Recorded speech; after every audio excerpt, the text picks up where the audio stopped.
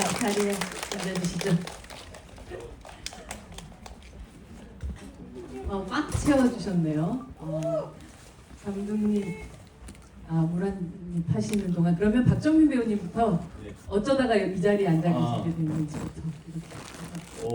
네, 안녕하세요. 저는 박정민입니다. 어느 날 문자가 왔어요. 오랜만에 효은 배우에게 잘 지내시냐. 그리고 사냥들이라는 영화 개봉하는데 꼭 봐달라. 그래서 뭔가 느꼈어요. 그 문자에서 이미 뭘 느꼈어요. 그래서 꼭 영화를 보겠다. 축하한다 하고 그 영화에 대해서 검색하고 있는데 바로 답장이 혹시 GV 한번 가능하시겠느냐. 아니, 직접 섭외를 하셨군요. 네, 효은이가 그래서 직접 섭외를 했어요. 당연히 가야지 하고 이렇게 온 거죠. 효은이는 제가 예전에 연출했던 네. 단편 영화 반장선거라는 영화에서 이제 여자 주인공 역할을 했던 친구예요. 그때도 너무 잘했는데. 네, 기호 2번. 네, 기호 2번 주선영 역이었어요. 네, 주선영 역. 네, 너무너무 잘하는 친구라 이번에도 기대하고 봤는데 역시나 발군이었습니다. 네, 네. 감사합니다. 네. 효은 배우님 인사. 네. 안녕하세요. 사냥들에서 정의 역할을 맡은 박효은입니다.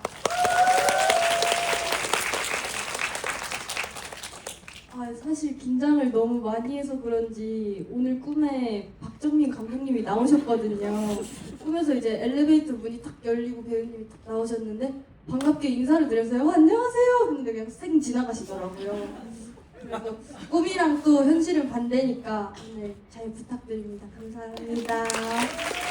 되게 떨린다면서 그래도 그 오리 애착 오리를 아주 계시면서 감독님한테 계속해서 떨지 마세요라고 응원해주고 계셨어요. 감독님. 나도 쓰는 거야? 네, 사냥들 연출한 유재욱입니다. 사냥들 영화 봐주셔서 감사하고 귀한 시간 내주셔서 감사합니다. 감독님이 되게 긴장하고 네, 지금 떨려요. 하고 지금 막 쓰려고 하고 계셨는데 오늘 아마 텐션 그 어느 때보다 높은 지구가 될 거라고 믿어 의심치 않습니다. 네, 네. 박정민 배우님 또 언어의 연금술사답게 또 박정민 작가의 한 줄평으로 사냥들 어떻게 보셨는지 궁금한데요.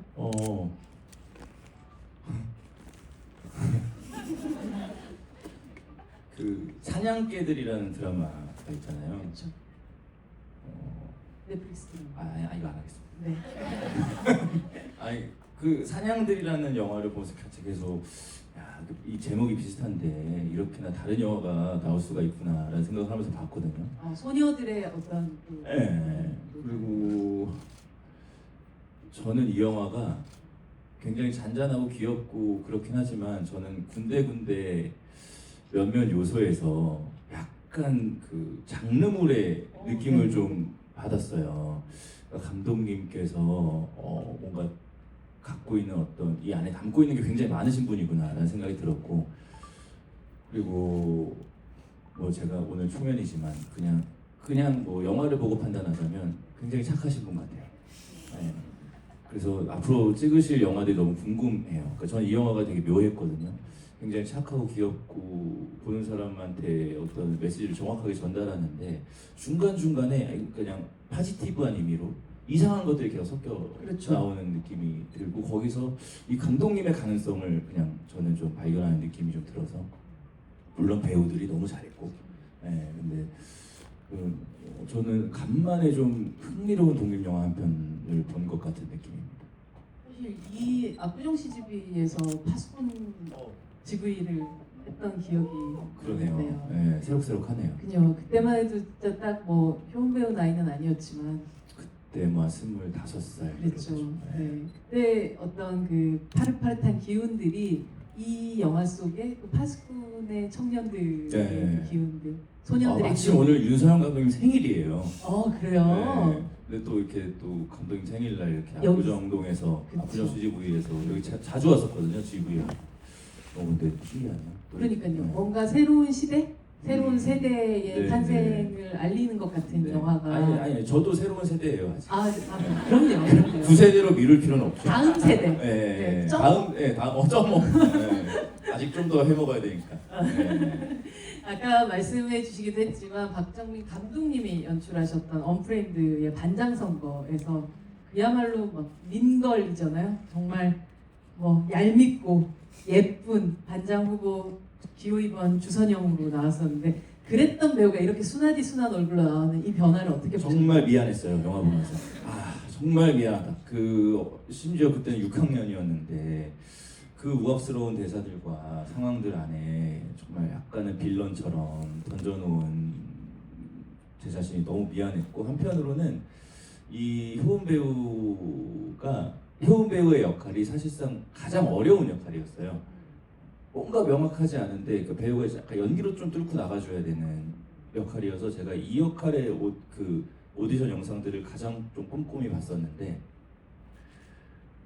제가 예전에 효은이한테 얘기했었던 것 같은데 오디션을 본 그 모든 배우 중에 효은이가 오디션을 제일 잘 봤었어요 영상을. 오. 그래서 영상에 와서 너무 잘하길래 이 친구가 혹시 좀 이런 그러니까 처음에는 이런 사냥들의 캐릭터 같은 영상이 왔었고 너무 잘해서 혹시 그러면 좀 이렇게 좀 못된 사람처럼 좀 해서 다시 한 번만 보내줄 수 있냐. 제가 아마 이렇게 다시 한 번 보내달라고 부탁한 배우가 몇 없어요.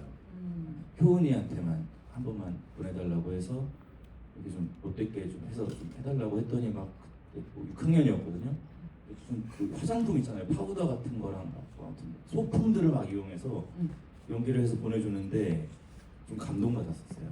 네. 어떤 연기였는지 기억, 뭐 본인 너무 잘하시겠죠? 오디션 데뷔 뭐 하셨나요? 아, 대본이 살짝 굉장히 일진 연기였는데 사실 뭐 소품이라던가 이런 거는 제가 그냥 재밌어 보여서 막 머리에 그루프 말고 막 야 이러면서 연기를 했던 기억이 있는데 그때 또 좋게 봐주셔가지고 너무 감사했어요. 근데 주선영 역할은 사실 막 대사가 많다기보다 말 그대로 표정부터가 너무 못돼야 되는 그런 느낌, 얄미워야 되는 느낌이기도 그리고 이게 했었죠. 약간 저는 표독스럽다라는 느낌이 아니라 얘가 좀 저렇게 하고 있는 게 되게 억지스럽고 어떻게 보면 좀 가엽다라는 느낌까지 받았으면 하는 바람이 좀 있었거든요. 그때 그 인물이. 왜냐면 그냥 너무 평면적으로 못되네 이렇게 나오면 재미가 좀 덜하니까. 근데 효은이가 사실 이제 마스크가 워낙에 귀엽게 생겼잖아요. 그러니까 그런 아이가 이렇게 자기 자신을 좀 못된 구석으로 좀 밀어냈을 때 나오는 것들이 되게 궁금했었는데 그러다 보니까 뭐 약간 좀 짠하기도 하고 뭐 막 그 연설할 때 그런 대사가 있어요. 뭐 제가 뭐 회사에 얘기해가지고 트와이스 트와이스를 언니를 뭐 회사에 네. 뭐 학교에 불러보겠습니다 하는데 말도 안 되는 소리를 되게 당당하게 하잖아요. 그럴 때 오는 그 짠함 같은 것들이 저는 효은이가 아니었으면 안 됐을 것이다. 얄미운 얼굴에 짠함이 있다면 사냥들에서는 굉장히 친절하고 모두에게 되게 다정한 사람인데 그 안에서 짠함이 있었던 친구였었던 것 같아요. 네. 약간 짠함을 가운데 디폴트로 놓고 네. 이쪽과 맞아요. 손과 앞으로 왔다 갔다 할 수 있는 네. 얼굴이네요. 무슨 상 받았던데 이 역할로. 네, 그죠? 그쵸. 무슨 독립- 상이죠? 서울 독립영화제에서 제가 굉장히 영광스럽게 독립스타상을 받아가지고 야 독립 스타상이야? 감사합니다. 박정희 배우도 이제 곧 스타로 지금 등극하고 있는데 그쵸? 아니 저는 제 아니, 꿈이 그 스타상 받는 게 꿈인데 그쵸. 스타상 받고 시작하는구나. 감사합니다. 오디션 얘기를 하니까 감독님께 유 감독님한테도 여쭤보고 싶은 게 또 아까는 그런 테이블 받았다고 한다면 사냥들을 오디션 할 때 또 어떤 배우들과 어떤 오디션을 과정들을 거쳤는지 궁금한데요. 그때 효은 배우가 중3이었어요. 근데 이제 역할은 고3이었고 그래서 좀 어린데 좀 괜찮을까? 근데 이제 프로듀서님들이 자기 전 작품 작업을 하셨을 때 되게 괜찮은 친구가 있다. 그래서 진짜 주인공감이다. 이런 얘기를 많이 해주셔가지고 효은 배우 추천을 받았고 그래서 역할을 여러 개를 좀 시켜봤는데 그 중에서 정의 역할이 굉장히 잘 어울린다고 생각을 했고 리딩을 했을 때 되게 되게 기분이 좋았어요. 되게 이 배우 원래 이 역할이 없었을 것 같은데 이걸 할 수 있는 연기를 할 수 있는 친구가 있구나 이런 느낌을 받아서 그때 되게 기분이 좋았고 네 그렇습니다. 그럼 박정민 배우님은 그 오디션 순간에 감독님과 나눴던 대화 기억하세요? 사냥들 이제 오디션을 볼 때 전 긴장한 상태로 가가지고 이제 감독님 앞에서 전 열심히 열연을 했거든요. 진짜 몰입해가지고. 근데 감독님이 제가 연기하는 걸 보고 앞에서 갑자기 와하하하 하고 엄청 크게 웃으시는 거예요. 그래서 당황해가지고 왜 웃으시지? 내 연기가 조금 이상한가 했는데 좋게 봐주셔서 그런 거라도 하시더라고요. 영화 속에 보면 뭐 유머가 도처에 있는 그런 영화이기도 해서 아마 감독님 웃으셨다는 거는 그 자체로 그냥 바로 통과라는 뜻이 아니었을까라는 생각이 듭니다. 이 정혜라는 이름을 가지고 있는데 되게 이름에서 이미 정과 사랑이 넘쳐나는 것 같은 느낌이 있는데 그런 그 캐릭터를 생각한 장면이셨어요? 네, 맞습니다. 배우가 막 들어왔는데 효은 씨가 들어오니까 바로 그 이름과 같은 사람이 들어왔구나라고 생각하셨어요? 박효은 배우가 연기를 했을 때 네. 실제로 이제 극에서 연기를 했을 때도 그렇고 되게 좋았던 거는 한 동작을 하거나 한 말을 하더라도 저는 그 전에 이 친구가 갖고 있는 정혜라는 서사가 이렇게 들어왔어요. 그런 게 되게 특별한 능력이라고 생각이 들었었고 그게 되게 귀중하다 이런 생각이었습니다. 영화 속에서 정혜는 뭐 사실 아빠랑 얘기하기 싫었는데 텐트 때문에 얘기하게 되고 뭐 이렇지만 실제로 효은 배우님 아버님이 이 사냥들의 시나리오를 읽고 눈물을 흘리시면서 결국 사냥들을 먼저 추천하신 케이스에 가까웠다고 들었거든요. 네. 제가 사냥들 시나리오를 받았을 때 단편 영화를 하나 촬영하고 있는 중이었는데 이제 아버지가 매니저 역할을 하셔서 시나리오를 먼저 받고 한번 읽어보셨어요. 근데 눈물이 진짜 없으시거든요. 근데 막 읽고 저한테 와가지고 지원아 이거 정말 좋다. 이거 꼭 하면 좋겠다 하시는 거예요. 그래서 저도 너무 궁금해서 촬영 끝나자마자 시나리오를 읽어봤는데 캐릭터들도 다 너무 매력적이고 그 중에서도 정혜가 너무 마음에 들었고 시나리오도 너무 재밌고 뭔가 마지막에 이제 엔딩 크레딧 올라갈 때 뭔가 저도 같이 뭉클해지는 그런 느낌이 있더라고요. 너무 좋았어요. 사실 효은 배우가 강원도에서 살고 있지만 요즘 사냥들 집부이 때문에 서울에 와 계시다고 하더라고요. 그래서 오늘 이 자리에도 부모님 함께 오셨어요. 어디 계세요?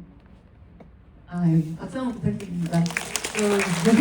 아버님 눈물 흘렸어 아버님.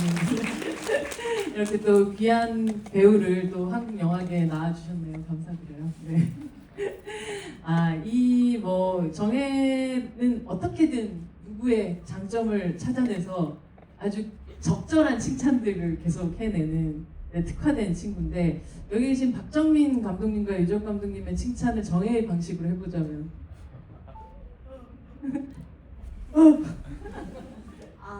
먼저 유재욱 감독님 감독님은 정말 유쾌하세요. 너무너무 재밌으시고 항상 감사해요. 편해 보이더라고. 아까 왔는데 둘이서 막 이렇게 두 막 분은 그러시지 장난치시고. 않으셨어요? 네? 감독님과 배우님 그러시진 않으셨어요? 그때 어리가 저는 좀 좀 권위적인 감독이기 때문에 저는 기본적으로 배우들이 저한테 말을 잘 못 걸죠. 근데 진짜 보기 좋았어요. 효은이가 이렇게 막 감독님한테 장난치고 막 긴장 푸시라고 막 먼저 얘기하고 하는 모습 보면서 뭔가 이렇게 좀 뿌듯한 느낌이 들더라고요. 박정민 감독님에 대한 칭찬 한번 할까요? 또 박정민 감독님께서는 또 너무 잘생기시고 그게 뭐야? 너무 잘생기시고 또 목소리도 너무 좋으시고 키도 크시고 다 외모 전혀 칭찬. 필요가 없는 그런 요소들을. 디렉팅도 너무너무 훌륭하셨고 현장 분위기도 너무너무 좋았습니다. 고맙습니다.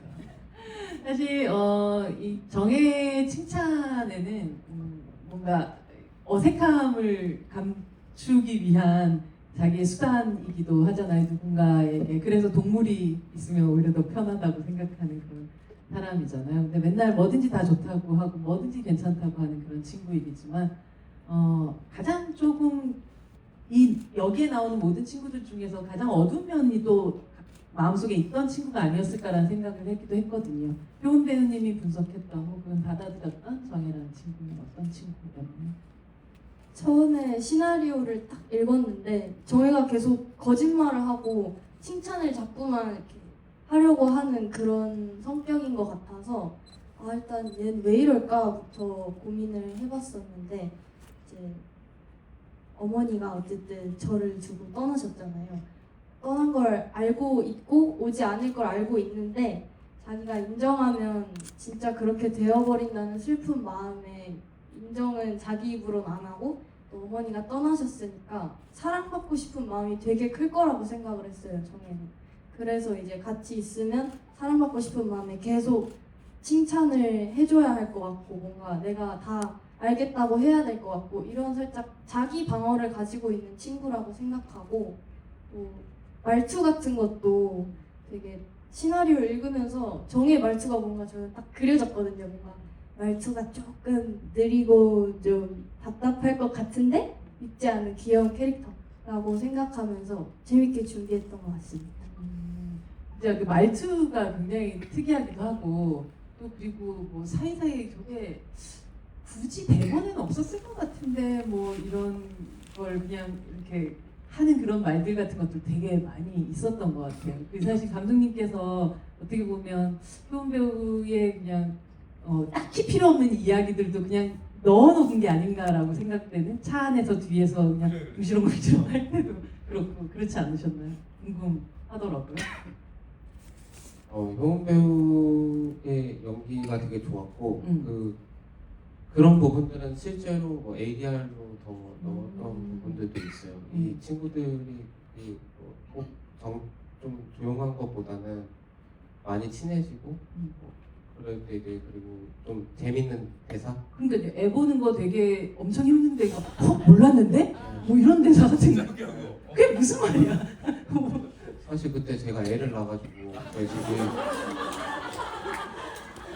제가 촬영 들어가기 한 5일 전에 제 아내가 출산을 했거든요.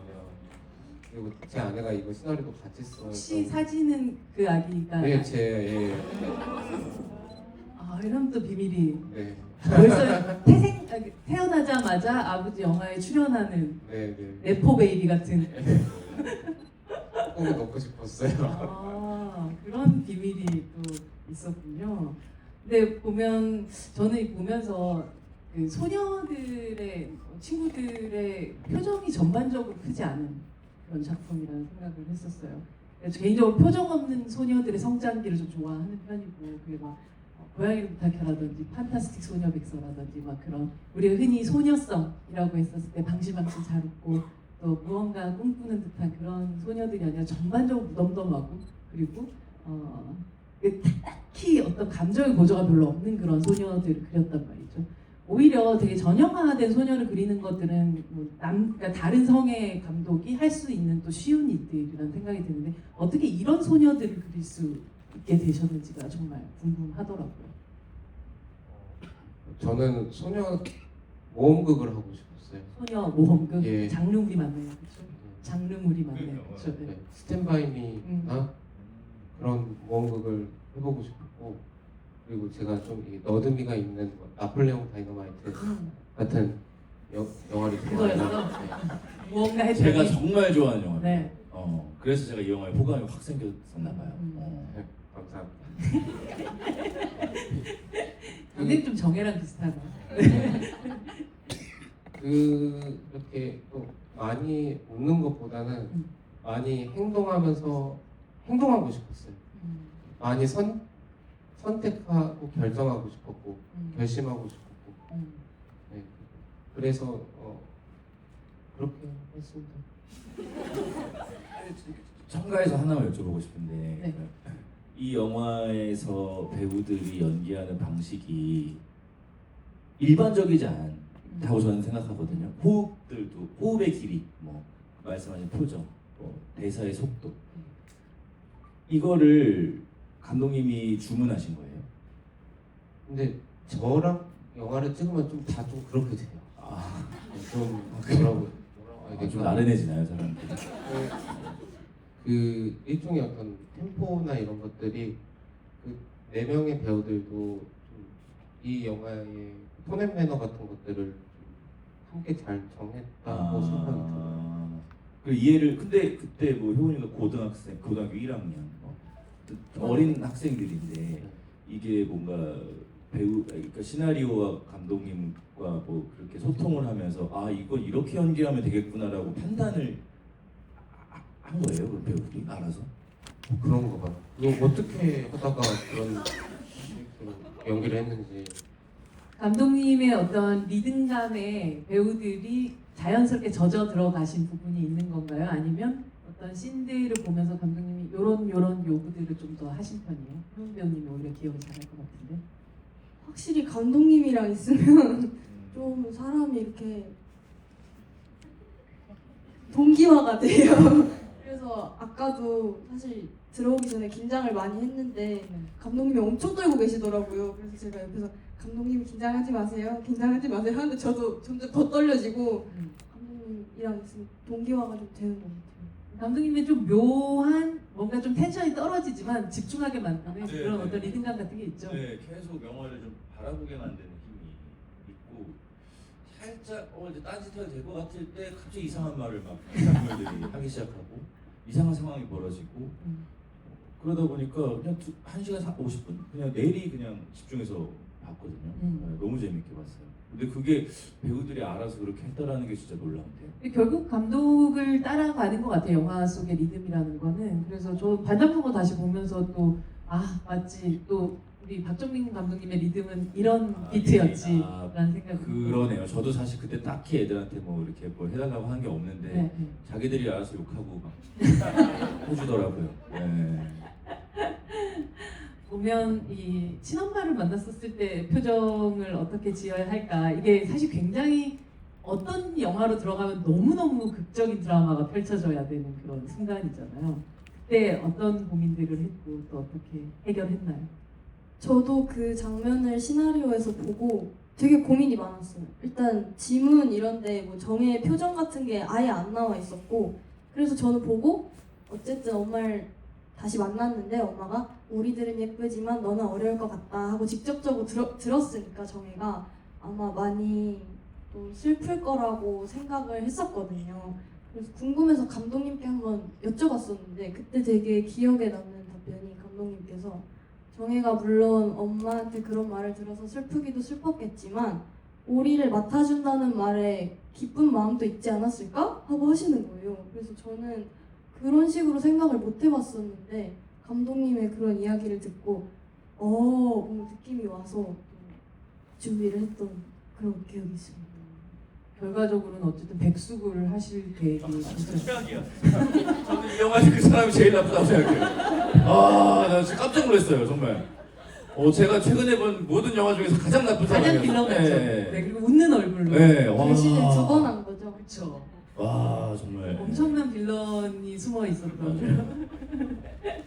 아니, 근데 이 나이를 밝힌 이후로 수인 배우에게 꼬박꼬박 다 언니라고 얘기하는 게 너무 재밌기도 했고, 이 네 명의 풀샷이 이렇게 딱 있으면 아까 스탠바이미 얘기도 하셨지만 정말 어느 하나 같지 않은 그 네 명의 조합이 굉장한 작품이었다는 생각이 들어요. 감독님도 이제 한 명 한 명 배우분들을 캐스팅을 할 때 실제로 어떠한 균형을 만들고 싶었는지가 되게 궁금하더라고요.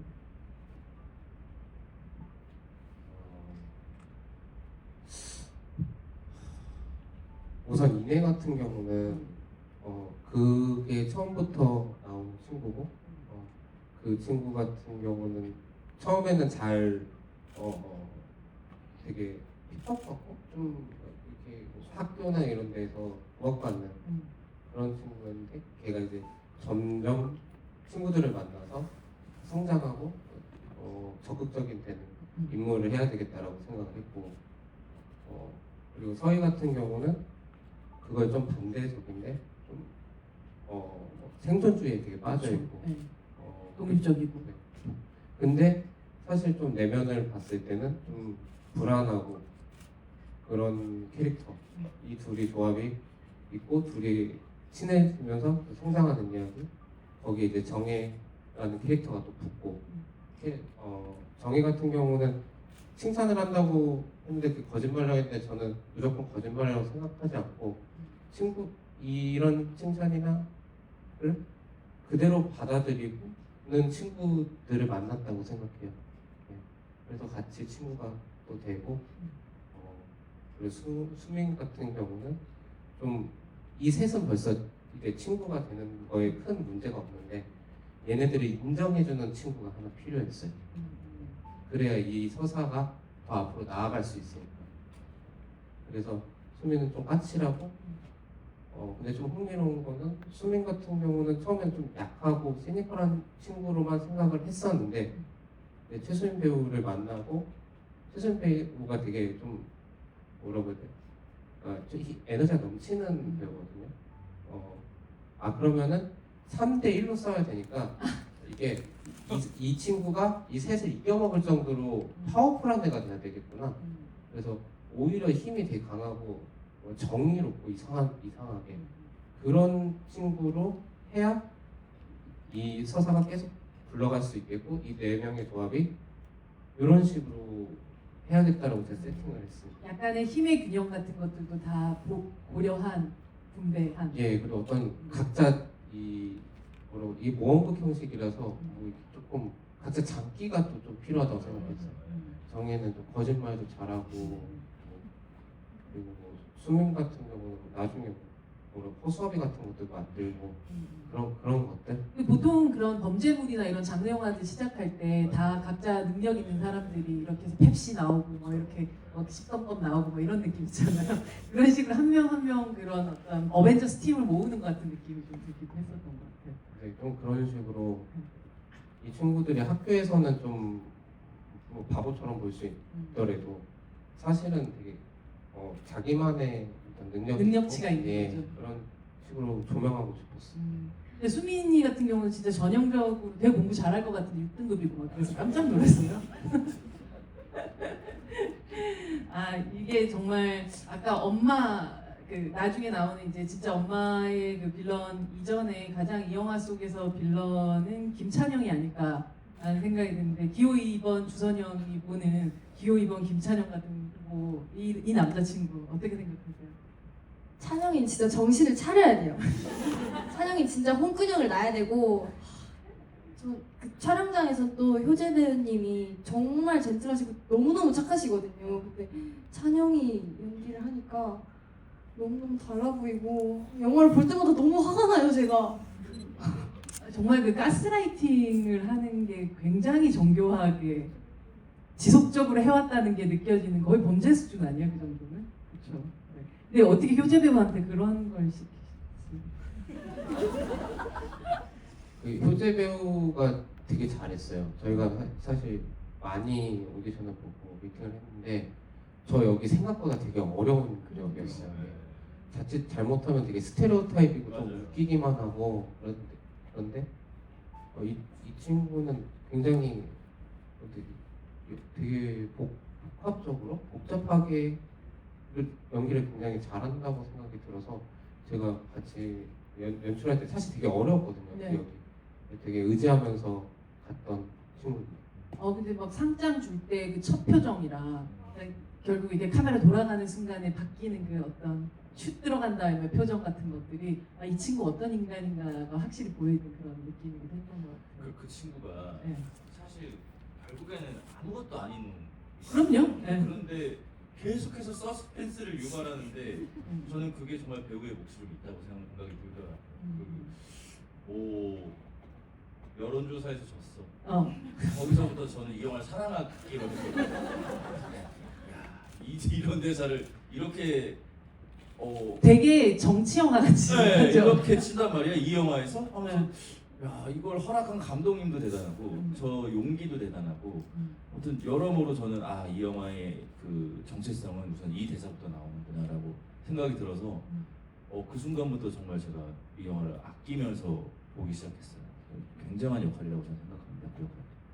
저는 오늘의 GV가 되게 그냥 효은 배우가 부탁해서 박정민 배우가 나온 이런 느낌보다 되게 반장 선거라는 우리 인생에서 가장 큰 어떤 순간들 같은 것들의 어떤 유니버스가 쭉 이어진 느낌이 있었던 것 같아요. 저는 그건 효은 배우 대사는 아니긴 했지만 반장 선거에서 날 뽑아준 아이 걔 누굴까? 난 걔를 위해서 살아 라고 얘기하는 그 대사가 너무 좋기도 했거든요. 그래서 어쩌면 우리의 삶에 있어서 내가 반장이 돼서 나중에 타임지 표지가 되는 것도 굉장히 중요한 일이겠지만 나라는 사람을 우리 반장 선거에도 마지막에 결국은 실제로 많은 친구들이 나를 지지해줬던 것처럼 나를 숨어서라도 알아봐주고 또 지지해준 친구만 있다면 세상 그래도 좀 살아갈 만한 게 아닐까라는 생각이 들었던 그런 영화기도 했었던 것 같습니다.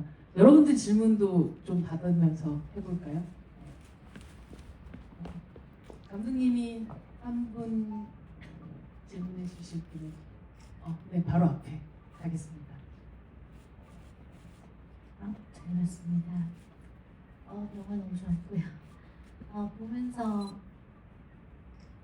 깊게 생각하려면 너무 깊게 생각하시고 가볍게 생각하려면 가볍게 생각할 수 있는 부분들이었는데 그냥 감독님과 배우님과 또 박정민 배우님께 궁금한 게 이런 일탈이 있으셨는지가 궁금합니다. 학창 시절에 네. 칼 좀 들고 다니셨는데 마이크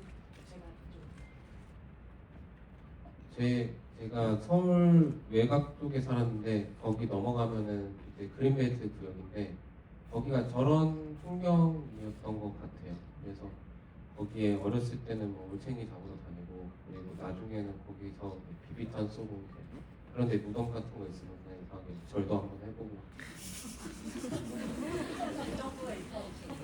네, 그러면서 이제 저는 어렸을 때부터 좀 이렇게 독립하고 싶다는 생각이 많이 있었어요. 친구들이랑 같이 아파트 같은 데서 같이 살고 싶다 이런 것들이 많이 있었습니다. 저는 사냥즈가 했던 것처럼 거창한 일탈을 해본 적은 없고 중학교 2학년 때쯤인가 사춘기가 왔어요. 엄청 세게 왔다고 어떻게 왔어? 자세히 설명해. 질풍노도의 시기잖아요. 그래서 사춘기가 왔는데 그때는 그냥 진짜 제일 중요한 게 친구밖에 안 보이고 내가 계속 연기를 할 수 있을까? 이러면서 막 엄마랑 아빠한테 엄마랑 아빠 나 자꾸 나 힘들게 하지 마. 이러면서 그러니까 아버지가 무신 거야 시나리오. 그때 생각이 나셨나 봐요. 그때 제가 막 진짜 엄청난 일탈을 한 건 아닌데 그냥 이제 엄마랑 아빠한테 조금 반항하고 뭐 그랬던 기억밖에는.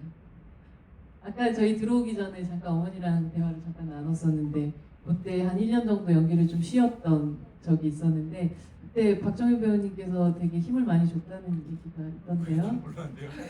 왜냐면은 그때 이제 반장 선거를 초등학교 때 찍고 중학교 2학년 때 사춘기가 오고 사실 그때 사춘기가 되게 세게 왔던 이유 중에 하나가 뭐냐면 주변에서 친구들이 너 연기한다며 근데 너 어디 나와? 이러면서 하는데 뭔가 딱 나 여기 나왔어 할 만한 작품이 친구들이 볼 수 있는 작품이 많지 않을 때여서 그게 되게 기가 많이 죽었었나 봐요. 그래서 많이 스트레스 받았는데 이제 반장 선거 같은 경우에는 제가 자신 있게 말하면 집에 마차 있냐? 맞아 있지? 이러면서 얘기도 하고 친구들이 저한테 먼저 이제 SNS 쇼폼 같은데 짧게 뜨더라고요. 그거를 친구들이 저한테 막 보내주면서 이거 너 아니야? 이러니까 막 자신감도 되게 살아나서 되게 감사했어요 그때. 요 이제 독립 스타신데요, 그렇죠? 독립영화 스타신데 박정희 배우의 일탈? 저는 일탈 없는 일탈을 이제 멈춰야 될 시기. 항상 일탈하면서 살아가지고 크고 작은 일탈들을 항상 하다 보니 이제는 좀 멈추려고 하고 있습니다. 학창 시절의 일탈이라고 가출하고. 가출 처음 들으신 얘기세요? 네, 가출 아니 가출이 막 무슨 막 엄청 무슨 뭐 거창한 게 아니라 진짜 그냥 화가 나서 나 나갈 거야 하고 나가서 며칠 있다 들어오고 이런 거. 그동안 뭐 왜 하셨어요? 며칠 자 친구 집에서 잤어요. 친구 친구 집에서 어머니가 3만 원씩 주셨어요 하루에. 가서 밥이나 사 먹으라 이렇게. 아 친구네 집에 가서 드셨군요. 뭐 네. 산에 들어가서 텐트를 치고 아니 아니 있다거나. 그러진 않았죠. 네. 그냥 근데 그때는 가출 한 번씩 다 할 때니까. 네, 그래서 그런 게 있다요 정도. 네. 감독님이 가장 되게 순수한 청소년기를 보내신 느낌이네요. 네, 다음 질문으로 가도록 하겠습니다. 효은배님이 한 분 질문해 주실 분은 어디로 갈까요?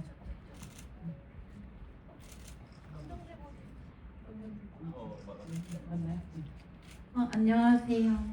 작품 속 이제 정혜 배우는 너무 짠하고 안쓰러운 마음의 눈길이 더 가는 배우였는데 오늘 이렇게 박효은 배우를 보니까 너무 사랑스럽고 명랑한 이런 모습에 더 마음이 가게 됐어요. 제가 드리고 싶은 질문도 박효은 배우께인데요. 이제 작품을 촬영을 하시면서 좀 구체적으로 나라면 이런 상황에서 우리를 어떻게 탈출을 시켰을지 구체적으로 상상해 보실 기회가 많았을 것 같아요. 정혜가 아니라 박효은 배우라면 작품과 같은 상황에서 어떻게 우리를 구출해냈을지 궁금합니다. 와 진짜 어려운데요. 시나리오를 보면서 제가 한 번도 오리를 내가 이런 상황이면 오리를 이렇게 구출시켜야지 하면서 생각을 해본 적은 없었는데 근데 저도 정혜랑 왠지 비슷할 것 같아요. 제가 또 연기를 하다 보니까 이제 만약에 친구들이 우리가 이렇게 해가지고 이렇게 할게 그럼 너 경비 아저씨한테 가 이러면 그래서 가가지고 경비 아저씨 안녕하세요 이러면서 정혜처럼 했을 것 같아요. 정혜보단 좀 더 뻔뻔하게 그렇게 진짜 그때 경비 아저씨한테 듬직하시지, 성실하시지.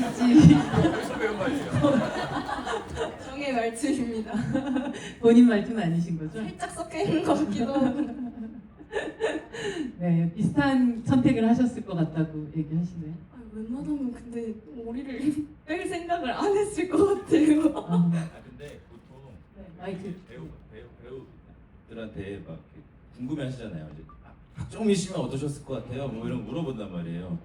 근데 우리는 이미 영화 시작하기 전에 그 모범 답안을 들고 시작하거든요. 그러니까 이 답안에 어떻게 접근해야 되는지를 고민하는 사람들이라서 순간적으로 박정민 씨라면 어떻게 하셨을 것 같으세요?라고 하면 약간 그러니까 백지가 돼요. 이게 이미 답지를 봐버린 상황에서 다르게 풀어봐라고 하면은 약간 바보 되는 것처럼 저도 가끔씩 그렇게 좀 바보가 되는 경우들이 있는데 근데 효은 씨가 정말 대답을 잘한 게 결국에는 이게 배우가 촬영을 하다 보면 이 캐릭터의 감정들과 뭐 이런 정서들이 마치 나인 것처럼 이렇게 쌓여 나가거든요. 그러면 이제 촬영 막바지가 되면 뭐 이렇게 물론 뭐 그렇게까지 헷갈리진 않지만 실제로 나와 이 역할과의 선택이 그리 다르지 않아지는 순간들이 있어요. 그래서 툭 건드리기만 해도 막 눈물이 날 때도 있고, 그 내가 애써 의도하지 않더라도. 네, 그러다 보니까 결국에는 배우들은 이렇게 이 인물하고 다가가는데 고민을 많이 하는 것 같다라는 생각을 저는 좀 다른 선택에 지금 대한 갑자기 그 것보다는 생각이 드네요. 그렇죠. 네, 네. 네. 감독님, 뭐 박정희 감독님께서 배우님께서 그 얘기를 하시니까 유지혁 감독님한테 여쭤보고 싶은 게 말 그대로 시나리오 안에 모든 정답을 써놓게 마련인데 그럼에도 불구하고 현장에서 내가 생각했던 정답은 이거였지만 더 정답 같은 걸 내놓네 라고 배우들이 하는 순간들을 감독님들이 사실 기대하기도 하고 기대자 안 했으면 좋겠는데. 그쵸, 많이 기대들을 하는 부담스러워요. 그쵸. 네, 그런 순간들이 이번 사냥들을 찍으면서 배우 옆에 계신 효은 배우님부터 시작해서 어떤 순간들이 있으셨는지가 궁금하네요.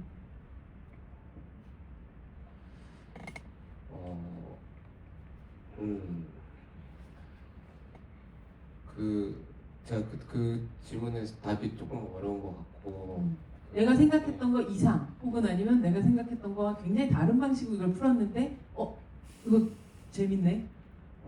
제가 그 정혜라는 캐릭터에서 좀 같이 만들어가면서 좀 재밌었던 거는 이 친구가 좀 특이한 행동을 많이 해요. 평상시. 그 정혜라는 정혜가. 평상시에 효은 배우가는 아니고 네. 현 배우도 좀 특이하고 그래가지고 저는 그런 걸 좀 차용해가지고 뭔가 만들고 싶었던 것들이 있고 그런 게 되게 재밌었는데 뭐 그 밤 사육장에서 이게 경비원이 딱 닫으면은 네. 이 정혜가 막 미쳐한단 말이야. 그래가지고 사육장 문을 막 이렇게 짐승처럼 맞아요. 그런 거를 전 좀 많이 시켜보고 싶고 정혜라는 캐릭터가 그런 게 되게 어울린다고 생각했었어요. 그리고 마치 유인원처럼 막. 네 거기 갇혀서 막 이렇게 하는 것처럼. 네 그리고 뭐 태풍 장면에서는 효은배가 굉장히 여기 이 친구들 아끼고 그런 것 좀 그런 게 좋아가지고 혼자 계속 그걸 끝까지 지키려고 해요. 그런 모습들이 되게 정의 캐릭터가 되게 특별해졌다. 본인이 그렇게 잘 만들었다 이런 생각이 듭니다. 그러면 이런 어떤 감독님이 이렇게 보셨던 그런 디테일들은 약간 설계한 부분들이 있으셨던 거예요? 아니면 현장에서 그냥 자연스럽게?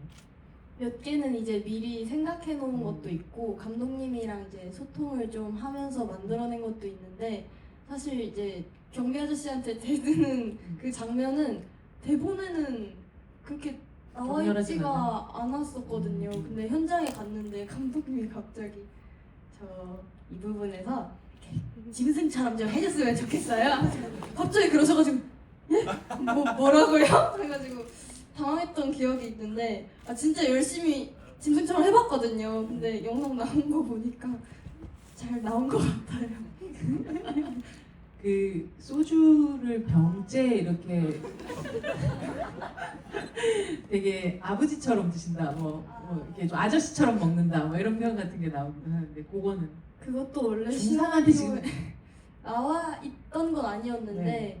제가 한번 해보고 싶어가지고 일단 이렇게 병제를 한번 따라보고 네. 원래 먹고 이렇게 하는 것도 없었는데 한 번쯤 해보고 싶었거든요. 그래서 해봤는데 감독님이 또 좋아해 주셔가지고 기분이 많이 좋았죠. 제가 아는 고등학생 배우 중에서 가장 구수함을 가지고 있는 배우인데요. 네, 그 다음 질문은 박정현 배우님께서. 네, 여기 갈까요? 저기 감독님하고 배우분께 질문인데, 감독님이 처음에 각본을 쓰셨을 때 만들었던 캐릭터들하고 이제 실제 배우분들 캐스팅하면서 그 만들어진 캐릭터들하고 처음 각본한 캐릭터들하고 좀 차이가 있는지 궁금하고, 그 박효은 배우님은 그 반장 선거 때하고 어떻게 보면 캐릭터가 좀 반대인데 앞으로 또 해보고 싶은 캐릭터라든가 뭐 그런 해보고 싶은 연기가 있으신지 궁금합니다. 박정민 배우님은 연출을 그때 반장 선거 이후에도 또 다른 연출을 다시 생각하시는 게 있으신지, 그리고 박효은 배우를 지금 다시 만약 캐스팅해서 그 연출을 한다면 어떤 역을 주고 싶으신지 좀 궁금합니다. 네, 감독님부터. 네, 이건 기본적으로는 그 원래 생각했던 것과 그 비슷한데 수민 같은 경우는 완전 달라졌어요. 원래는 좀 약하고 시니컬한 건 친구였는데 되게 에너지 있고 정의감 있는 친구로 바꿨고, 정혜 같은 경우는 좀 뭐라고 해야 될까, 원래는 그냥 뭐 칭찬하는 뭐 그런 좀 가벼운 그런 느낌이었는데 이상하게 이 친구랑 같이 있어 보니까 좀 애잔하다고 해야 되나? 약간 짠하시다고. 짠한 느낌? 그런 거를 되게 잘 내는 것 같더라고. 냈었어요. 그래서 그런 느낌을 더 많이 추가했고, 원래는 좀 더 이렇게 밝기만한 캐릭터로 시나리오를 썼었는데 오히려 이게 더 입체적으로 벌어졌던, 그게 전 되게 좋았다고 생각합니다. 사실 마음을 움직이는 배우는 이게 버리기 힘들거든요. 네.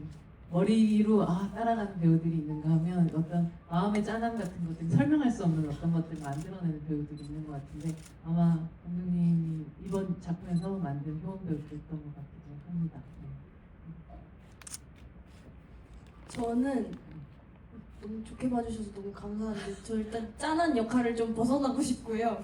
그건 저는 네가 할 영역이 아니야. 짠한 역할을 벗어나고 싶은데 제발 전 반장 선거 진짜- 같은 그런 역할? 네, 반장 선거 선영이도 이제 짠함을 좀 빼서 이제 조금 더 나쁜 악인을 제대로 한번 해보고 싶은 마음도 있고 또 정말 밝기만한 캐릭터도 한 번은 꼭 해보고 싶어요. 왜냐하면 지금까지 조금 어둡고 뭔가 사연이 있고 그런 캐릭터들을 좀 많이 해왔던 것 같아서 이런 캐릭터들을 좀 많이 해보고 싶은 마음이 있는 것 같아요. 너무 기대되고 궁금하고 할 수 있는 또 나날들이 너무 많이 남았다는 사실이 또 부럽기도 하고 그렇기도 하네요. 박정현 배우님? 네. 뭐 저야 뭐 하고 싶은 이야기가 있으면 연출을 해보고 싶다 정도의 생각만 갖고 있고 아직 뭐 계획은 없는데 효은이 얘기를 들으니까 효은이가 그냥 갑자기 왜 그런 생각이 떠오르는지 모르겠습니다. 그냥 장례식장에서 깽판 치는 여자 역할로 한번 캐스팅해서 오, 오프닝 씬부터 그냥. 그냥 아무 의미 없이 깽판 치는 여자. 네. 근데 뭔가 되게 기본적으로 장례식장이라고 하니까 되게 짠함이라는 그렇죠. 게 그러니까 벗어날 수가 없다니까. 있지만 성깔 있게 네네. 세상 다 깨부수는 여자로. 잘할 것. 아니 코미디를 맞아요. 네, 잘하는 친구예요. 네, 이 친구가 의도하지 않아서 더 재밌는 부분들이 좀 나오는 것 같거든요. 효은이. 갑자기 왜 장례식장 이 생각인지 모르겠는데. 뭔가 오늘 한 줄이라도 쓰고 주무시길. 네, 만약에 제가 그걸 쓴다면 효은이에게 캐스팅하겠습니다. 네, 부탁드립니다. 네.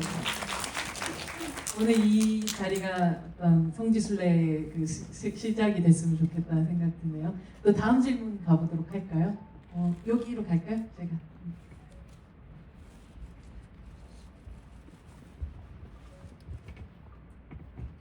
안녕하세요. 저는 사실 사교육이긴 한데 고3 현지 학생들 막 가르치고 하고 있어서 네, 그래서 좀 재밌게 봤는데 사실 이제 고3인데 토익 영어책 보고 있거나 정교회장 같은 경우에도 이제 선거를 4학년 때 하는 게 사실 조금씩 볼 때 사실 좀 재밌는 포인트였다고 생각을 하거든요.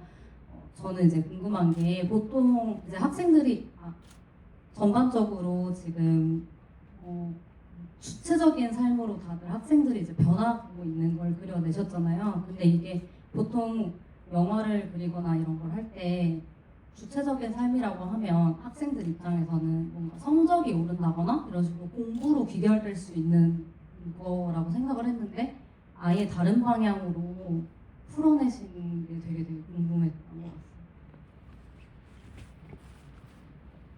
그 학교나 이제 사회에서는 학생들에게 어떤 질문을 하는데 여기서도 너 뭐 될 거냐라는 질문을 했는데 이 친구들이 답을 못해서 모인 건데 실제로 제가 그 당시였을 때 그 질문에 답을 하기가 되게 어려웠다고 생각을 하고 그리고 답을 할 필요가 꼭 있을까라는 생각도 했었어요 사실. 그래서 저는 그런 그 질문이 조금 더 다른 방식이 돼야 되지 않을까 이런 생각이 들었고 그렇다고 이 친구들이 거기에 공부도 못하고 거기에 답을 못하더라도 얘네들이 완전 안 좋은 애들이냐 그리고 아무 생각이 없느냐 그건 아니라고 저는 좀 얘기를 하고 싶었었어요. 이 친구들이 이 영화 속에서 보면은 계속 어떤 선택들을 하고 나아가는 것을 보여주고 싶었고 그 모습을 좀 응원하고 싶었습니다. 그러니까요. 아기랑 동물이랑 사진 찍는 게 가장 또 인기라고 하니 거기서 갑자기 아이디어를 막 떠올리면서 결국은 지금 반장을 누를 수 있는 힘을 다른 방식으로 만들어내기도 하는 되게 아무것도 안 하고 있는 친구들이 진짜 아니긴 하더라고요. 그래서 그런 모든 부분들이 너무나도 사랑스럽기도 하고 멋지기도 했던 그런 작품이었던 것 같아요. 사실 박정현 배우야말로 되게 지보리 같은 삶을 꽤 오래 살았던 사람이기도 하잖아요. 산양보다는 어릴 때는. 그렇죠. 그렇죠. 아까 뭐 집도 나가고 뭐 이렇기도 했겠지만 그건 잠깐. 역살 잡혀 들어오는 거죠. 그렇죠. 네, 그 지보리의 삶에서 사냥의 삶으로 넘어가는 선택들을 결국은 해서 이 자리에 있는 거라고 저는 생각을 하거든요. 네. 그 순간의 변화를 만들게 했던 가장 결정적인 부분은 무엇이었던 것 같아요? 돌이켜보면. 뭐 이제 은유적으로 말씀을 해주신 거지만 네.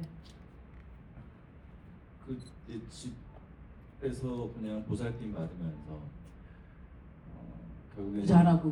뭐 이제 뭐 지보리로 치면 이제 자신의 주인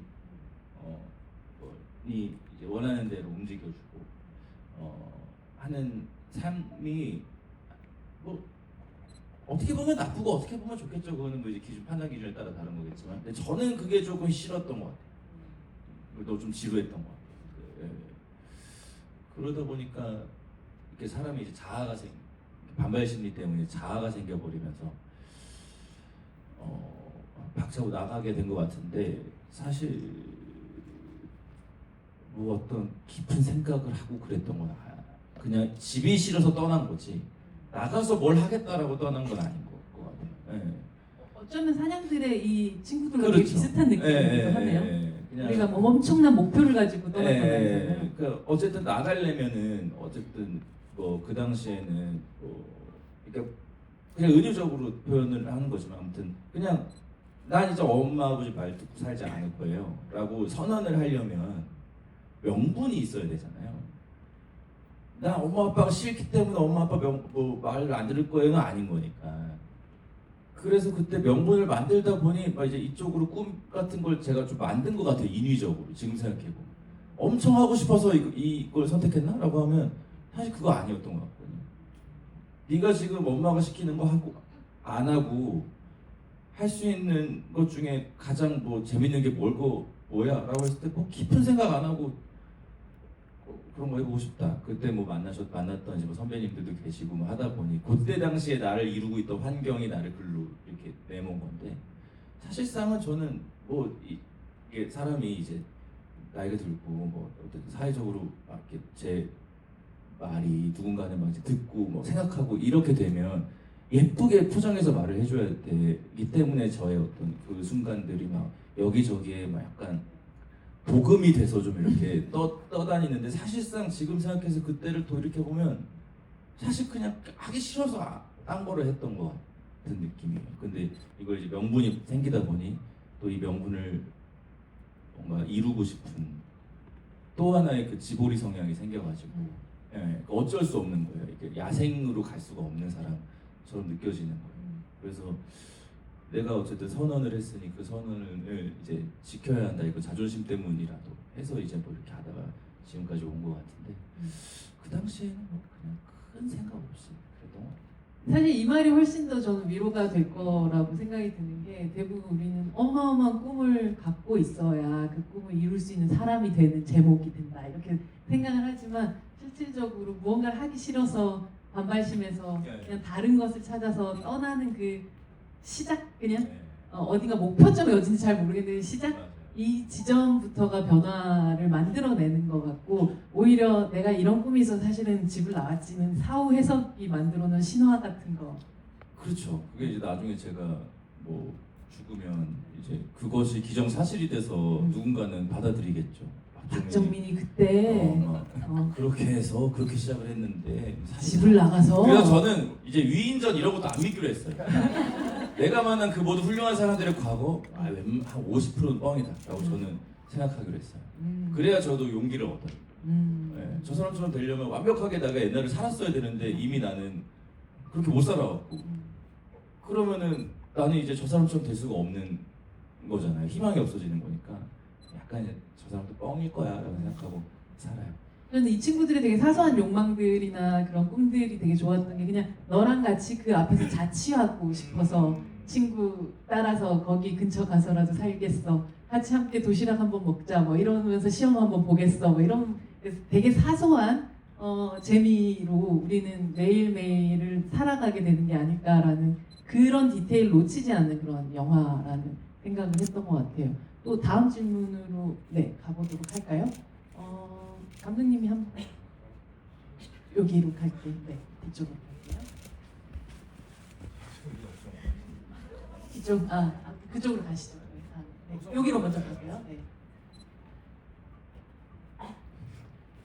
그 영화에서 희선이가 옷걸이를 자기 엄마 옷으로 착각하는 그런 설정이 있는 건지랑 그리고 가금류들의 연기 지도가 혹시 따로 있었는지 연기를 같이 하는 게 또 어땠는지도 궁금해요. 네. 사실 뭐 동물과 아이야말로 가장 어려운 연출이라고 하는데 그 숲에 왜 옷걸이가 있었을까부터도 좀 궁금하기도 하고. 네. 네, 옷걸이는 설정에서부터 맞아요, 맞아요, 들어왔었어요. 네네네. 그건 그 희선이는 말씀대로 희선이는 그 옷걸이를 자기 엄마라고 생각합니다. 네, 이게 설정이 맞고 원래 우리가 어렸을 때 처음 본 게 그런 것처럼 그런 설정을 넣었습니다. 이제 재밌을 것 같기도 하고 그리고 가금류나 거기 나오는 소동물의 연기는 걔네들이 연기를 했을지 잘 모르겠어요. 거의 그냥 찍었던 것 같아요. 쇼트를 좀 나눠서 찍는다거나 해서 이게 여기서 주고 이렇게 받고 이러거나 아니면 오리는 짝꿍이 있는데 짝꿍이 저기 있으면 이 오리가 이렇게 걸어갑니다. 네. 저희는 그래서 어차피 연기 지도가 되지 않는 동물이기 때문에 뭐 앉거나 이런 거는 할 수 있었죠. 그러면 이제 사람들이 이제 이제 배우들이 동물을 안거나 같이 있을 수 있는 게 필요했어요. 그래서 동물농장에 가가지고 그 사람들 배우들이 거기서 이제 토끼 만지고 이렇게 한 2바퀴 돌고 오기, 닭장에 이제 10분 동안 같이 있기, 오리 안고 넘겨주기. 그러다 이제 뭐 최수인 배우에다가 그냥 똥 싸고 네, 그런 게 있고. 근데 이제 뭐 오리가 조금 발톱이 좀 날카로워서 박혜린 배우 같은 경우는 좀 깊게 흰 적도 있고 그런 식으로 촬영을 했고 촬영장에서 그래서 에피소드도 되게 많이 있었고 네. 또 동시를 따기가 되게 힘들었었어요. 네. 계속 같이 있어야 되니까 네. 그래서 동물 촬영이라는 게 좀 많이 힘든 부분이 있었는데 그래도 되게 재밌게 했고 스태프들도 열심히 해주고 그리고 랭글러 팀이라고 이제 동물 팀이 있거든요. 그분들이 이제 계속 관리하면서 이 건강 관리도 되게 중요하더라고요. 동물 같은 경우 어느 정도 시간 이상이면은 아예 52시간 뭐 이런 거 다 지켜주고. 네네. 그러니까 아예 동물을 바꿔야 될 수도 있어요. 예. 그러니까 비슷하게 생긴 동물로 바꿔서 대역들이 항상 대역이 예. 덜 피곤하는데. 네네. 그날 컨디션이 안 좋은 동물이 있을 수도 있고 그렇기 때문에 그런 것들을 좀 맞춰 나가서 사실 그래서 자세히 보면은 조금 민수가 이럴 때 내다가 뭐 이럴 때 내로 바뀔 때도 있고 그렇습니다. 네. 다음 질문으로 아까 저쪽으로 갈까요? 네.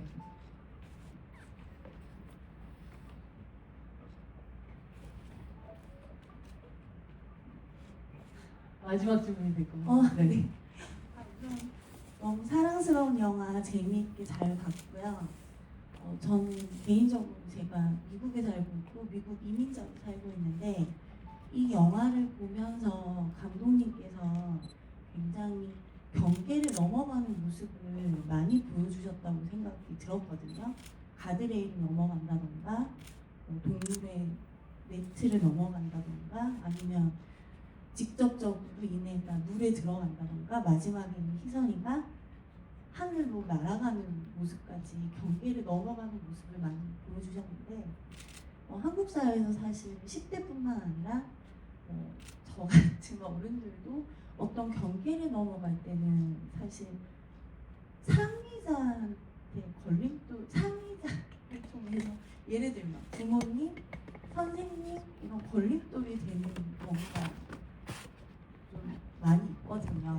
그런데 이 영화에서 저는 굉장히 신선했던 게 동갑인 남자친구가 주인공의 걸림돌이 되는 걸 보여주셨거든요. 보면서 얘기를 들으면서 혹시 뭐 시나리오 쓰실 때 태어나신 아기가 공주님이신 건지 아니면 감독님께서 특별히 남자친구를 이런 역할을 주는 이유가 굉장히 궁금합니다. 자기 반성적인 어떤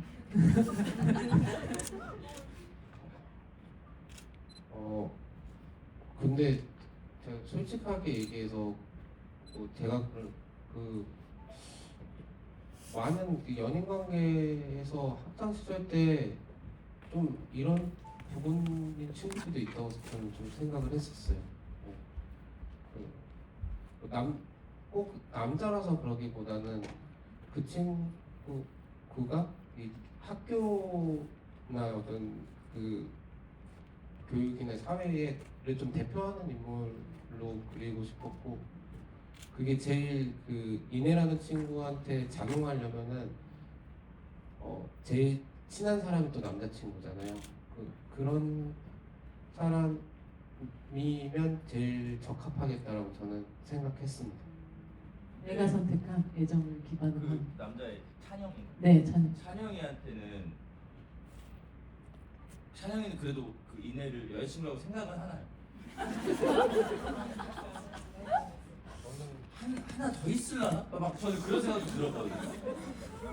저는 그런 되게 사실 사랑했다라고 자기는 되게 많이 생각을 했을 것 같고, 사랑이 조금만 관계가 좀 틀어졌을 경우에는 이렇게 좀 찍어 누르게 되는 경향이 있는 것 같아요. 제가 그러진 않고. 저는 그 배우의 연기도 연기고 아무튼 그 캐릭터 설정도 설정이고, 저는 그 인물이 진짜 묘하더라고요. 사랑해서 저러는 거야? 아니면은 뭐 자기 필요에 의해서 저러는 거야?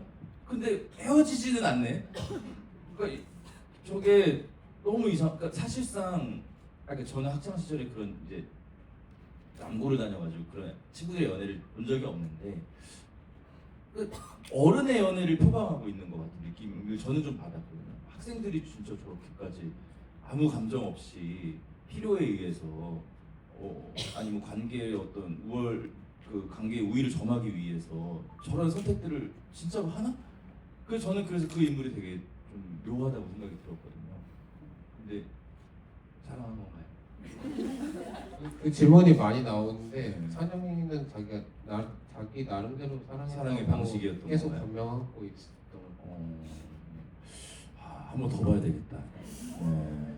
근데 그런 사람들이 있잖아요. 내가 너를 누구보다도 잘 알고 있고, 그래서 너를 아끼기 때문에 너한테 이런 조언을 해준 사람도 나밖에 없어.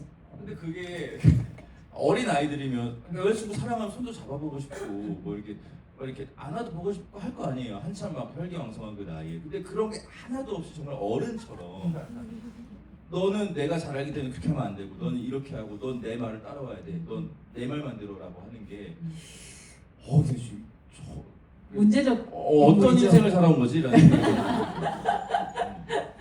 굉장히 좀 독특한 캐릭터였다고 생각이 들어요. 그러니까 이 영화 속에서 개별의 캐릭터도 그렇지만 보통의 아까 말씀하셨던 어떤 압력을 가하는 빌런의 역할 안에서도 좀 그 동등한 나이 또래 그 어떤 배우가 혹은 아니면 캐릭터가 그런 역할을 주어져서 그걸 연기해야 되는 상황이라는 것도 되게 독특한 설정인 것 같아요. 관계성 안에서. 네. 재밌게 봤었던 그런 캐릭터였습니다. 오늘 효재 배우는 없지만 효재 배우가 되게 많이 나오게 되었네요. 사실 감독님 말고 배우 선배님으로서 박정민 배우가 효은 배우님에게 지금 이 순간 이제 딱 6시 10월이 생일이죠? 고2고 지금 2009년생이니까 이제 고2야 지금? 네. 그래서 이제 딱 10대 후반으로 접어드는, 그리고 아마 배우로서도 고민 가장 많은 시기일 텐데 지금의 효은 배우님께 해주고 싶은 선배님의 한 말씀 있다면요? 저는 이 나이 때 배우를 해본 적이 없기 때문에 네. 감히 할 수 있는 말은 없고, 그 반장 선거에 나왔던 친구들이 이런 고민 상담을 저한테 덜어 해요. 앞으로 자기 연기를 하고 싶은데 뭐 어떻게 했으면 좋겠는지 뭐 하면 제가 그냥 다 똑같이 얘기하거든요. 그러니까 고등학교 때까지는 그냥 공부 열심히 하라고. 네. 그러니까 기회가 오고 운이 좋으면 연기를 하는 건데 지금의 커리어가 20살이 넘어가고 25살이 넘어갔을 때 커리어를 좌지우지하지 않는단 말이에요. 그러니까 지금 작품을 좀 못 찍는다. 뭐 해서 막 상심할 필요가 아예 없고 오히려 좋아. 놀 시간이 생겼어. 공부할 시간도 생기고. 그러니까 저는 그 친구들이 좀 약간 제가 좀 약간 아주 작은 책임감을 느끼는 게 계속 연기를 해야 된다고 생각하는 것 같은 느낌을 받는 거예요. 그 몇 편의 작품을 찍으면서.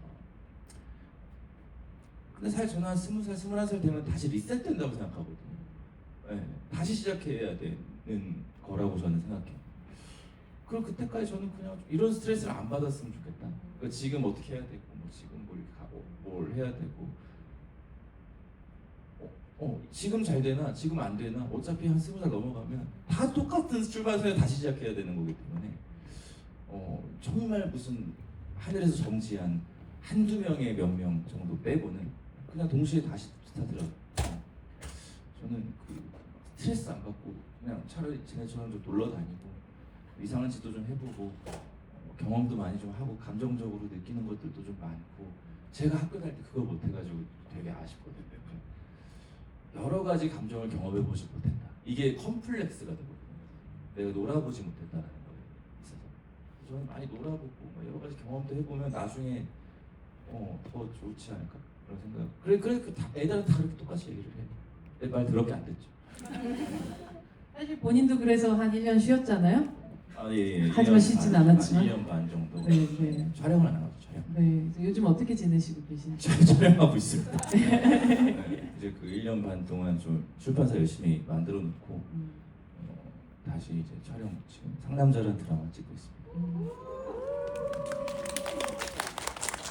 이재욱 감독님께도 여쭤보고 싶어요. 사실 또 이 사냥들이라는 작품은 2년 전쯤에 이제 촬영을 했던 작품이고 또 감독님 마음속에 또 다른 동물들이 자라나고 있지 않을까 생각이 드는데요. 어떤 이야기도 좀 품고 계신지가 궁금합니다. 저는 다음 작품을 지금 여자 둘이 나오는 프로레슬링 그거 나오면 안 돼요? 뭘로 나오고 싶어요? 뭐는 심판으로라도? 좋습니다. 감독님 그렇게 갖고 시나리오 쓰고 있겠습니다. 프로레슬링을 해요 여자들이? 네. 출연하겠습니다. 그래서 지금은 어느 정도 진전이 있어가지고 네. 나이대는 어느 정도? 20대 후반, 30대 초반인 네. 효연 씨가 몸을 키운다고 될 일이 아니네요. 네. 아쉽네요. 준비 중. 프로레슬러, 여자 프로레슬러의 이야기 굉장한 코미디인가요? 스포츠물 코미디가 아니면 좀 이상한 거 아니에요? 스포츠 드라마, 추론, 코미디도 좀 요소도 있고. 제목은요? 벨트로 지금 가제인데. 벨트. 네. 좋네요.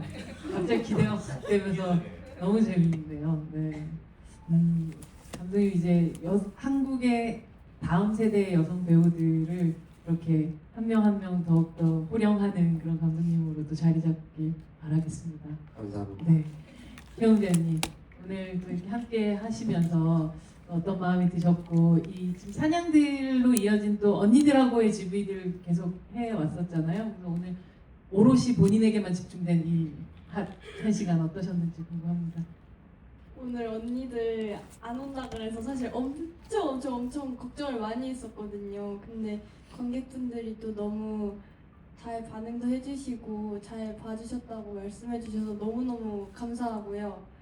반장 소장이 말씀하신 것처럼 질문하신 것처럼 감독님의 다음 영화가 정말 궁금해요. 저 이 영화를 보고 정말 궁금하다. 이 감독님의 다음 작품. 그래서 사실 그런 경우가 뭐 그렇게 매번 드는 생각은 아니니까 모든 영화를 보고 저 감독의 다음 작품을 보고 싶다라는 생각을. 근데 이번에는 제가 정말 이 영화 감독님의 다음 작품은 무엇일까 정말 궁금해요. 하고요. 정말 기대를 하고 있겠습니다. 그리고 효은 배우 사실 뭐 이 말씀 드려도 될지 모르겠지만 원래는 더 배우들이 올 수도 있었는데 제가 너무 이 발언 시간이 다들 이렇게 좀 따리 그냥 기본적인 얘기만 하다 끝날 것 같아가지고 제가 좀 요청을 드렸어요. 효은이만 이번에는 좀 하면 어떻겠느냐. 근데 영화 보고 나서 그 배우들도 정말 많이 궁금해졌고 앞으로도 계속 좀 지켜봐야겠다라는 생각을 많이 하게 됐고요. 그리고 효은이는 그냥 지금처럼 계속 즐겁게만 했었으면 좋겠어요. 그 사냥들 보면서 제가 이제는 제가 사실 평소에 걱정하진 않았지만 걱정할 게 없겠구나라는 생각이 들었거든요. 효은이 연기 보면서. 그래서 여러분들 재밌게 보신 분들은 이 영화 사실 이런 독립 영화는 한 분 한 분의 어떤 그 성의와 관심과 이런 것들이 굉장히 소중합니다. 저도 몇 편 예전에 해봐서 아는데 한 명 한 명이 정말 소중해요. 이 영화를 그리고 그럴 때가 있을 거예요. 나중에 무슨 콩나물국집 앞, 콩나물해장국집 앞에서 집에 가려고 차 타려고 하는데 갑자기 누가 와가지고 한 10년쯤 뒤에 사냥들 저 진짜 좋아합니다 하는 사람들이 나타나요.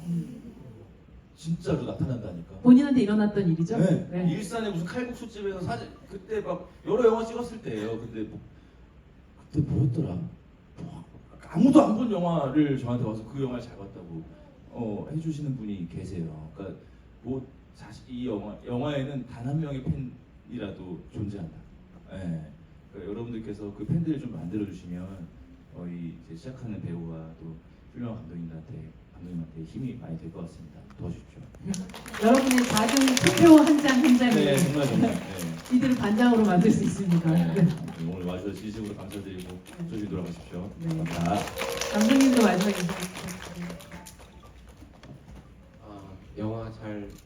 영화 봐주셔서 감사하고 늦은 시간까지 자리 지켜주셔서 정말 감사합니다. 저희 같이 있어도 되게 어색할 것 같았는데 어색하지 않았죠? 네. 오늘 같이 함께 자리해 주셔서 감사하고 아까 드렸던 말씀처럼 한 분 한 분의 정말 투표가 이 사냥들을 더욱더 큰 영화로 만들어줄 거라고 생각이 들어서 앞으로도 또 소문도 많이 내주시고 오늘 이 자리도 좋은 의미로 많이 또 SNS도 많이 올려주시고 하시면 또 감사할 것 같습니다. 오늘 자리해 주신 박정민 응원도 감사드리고요. 사냥들 팀에게 우리 화이팅을 외치면서 자리 마지막으로 마감하도록 하겠습니다. 사냥들 화이팅! 감사합니다.